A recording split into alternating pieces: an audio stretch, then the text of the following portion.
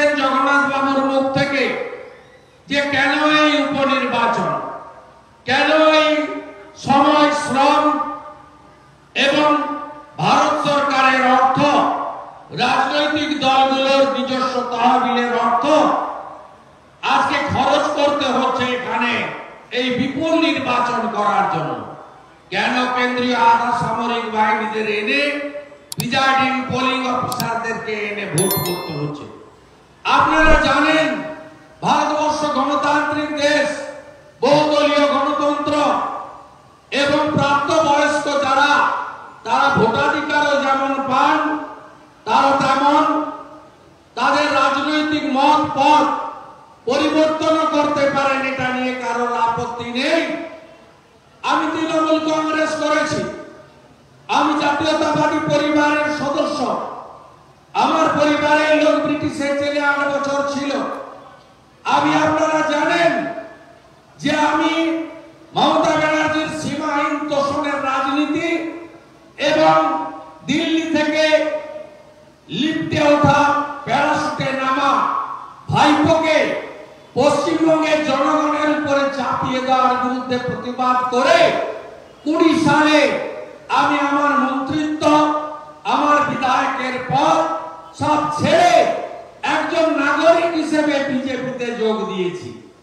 এই দোকান কাটা নির্লজ্জ মুকুটমণি অধিকারী, তিনি বিধায়ক থেকে যেদিনকে যোগদান করলেন টিকিট না পেয়ে, মামার বাড়ি আবদার, তাকে লোকসভায় টিকিট দিতে হবে।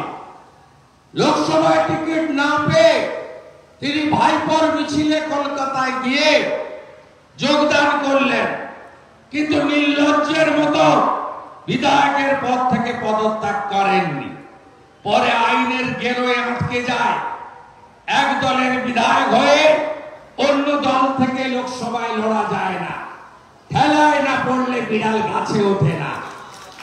বাধ্য হয়ে পদত্যাগ করে 3 জন প্রার্থী হলেন, মুকুটমণি অধিকারী, বিশ্বজিৎ দাস আর কৃষ্ণ কল্যাণী। আপনারা দেখুন, পশ্চিম বাংলার জনগণ এই 3 জনকেই হারিয়ে ভারতীয় জনতা পার্টিকে জিতিয়েছে। জগন্নাথ সরকারকে, শান্তনু ঠাকুরকে, কার্তিক চন্দ্র পালকে। এবং আপনারা দেখেছেন এই 3 জনকে জনগণ রিজেক্ট করেছে। আজকে সেই রিজেক্টেড যিনি হয়েছেন গত 13ই মে নির্বাচনে, সেই লোককে আবার আপনাদের এখানে তৃণমূল কংগ্রেস প্রার্থী করেছে। এর আগে আমি বলেছি, আজও বলে গেলাম, আমি আন্দোলিয়ার মাঠে যখন মুকুটমণি চলে যায় তার 2 দিনের মধ্যে সভা করতে এসেছিলাম। সেদিন আমি বলেছিলাম মুকুটমণির জালও যাবে, গামছাও যাবে, জালও যাবে, গামছাও যাবে।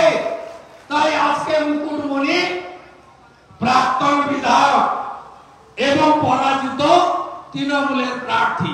আমাদের আপত্তি নেই, ভোটে জিতেছে, শপথ নিবে, তাতে কি আছে? সম্পূর্ণ বেআইনি শপথ এবং সংবিধান বহির্ভূত কাজ করেছেন অধ্যক্ষ। মাননীয় রাজ্যপাল মহোদয় একটু আগেই মহামান্য রাষ্ট্রপতিকে লিখেছেন। এটা ব্যবস্থা না হলে বিরোধী দলনেতা হিসেবে আমারও কিছু কাজ আছে, সেটা আমি করব। এত ইগো থাকার তো দরকার নেই। রাজভবনে গিয়ে শপথ নিতে ক্ষতি, ডেপুটি স্পিকারকে দেওয়াতে বলেছিল, এত ইগো কেন, এত দম্ভ কেন? যে সংবিধান কেউ নয়, মমতা ব্যানার্জি যা বলে দিয়েছে 14 তলা থেকে, সেটাই শেষ কথা। এটা তো চলতে পারে না। বলছেন সার্ভার, আমি মহামান্য বিচারপতি রাজশেখর মালতার অর্ডার দেখেছি, মানে শুনেছি গাড়িতে আস্তে আস্তে। খুব আসল জায়গায় উনি ধরেছেন, আসল জায়গা ধরেছেন এবং মহামান্য বিচারপতি বলে দিয়েছেন যে কোথায় গেলে ওএমআর কেলেঙ্কারিটা একদম আসল ধরা পড়বে এবং এটা এবারে সিবিআইকে করতে হবে। এজেন্সি আর ধানাই পেনাই না করে আদালতের নির্দেশ কার্যকর করবে। আমরা ওয়েলকাম করছি জাস্টিসের জাজমেন্ট। জমিকাণ্ডে গ্রেপ্তার তৃণমূলের অন্যতম নেতা গৌতম গোস্বামী এবং শিলিগুড়ির মেয়র গৌতম দেব ঘনিষ্ঠ দেবাশিস প্রামাণিকের পর পুলিশের হাতে ও একা খাচ্ছিল, কালীঘাটে পাঠাচ্ছিল না বলে গ্রেপ্তার করেছে। কিছুদিন জেলে থাকবে, তারপরে সেটেলমেন্ট হয়ে যাবে। ওটা তো পলিসি আছে 75-25 পাঠাতে হবে, 25 রাখতে হবে। ও পুরোটা খাচ্ছিল বলে অ্যারেস্ট করেছে। টালিগঞ্জ থানার লেখা বিনতি অভিজিৎ আবাসনে লুট করতে গিয়ে বাধা পেয়ে গুলি চালানোর অভিযোগ।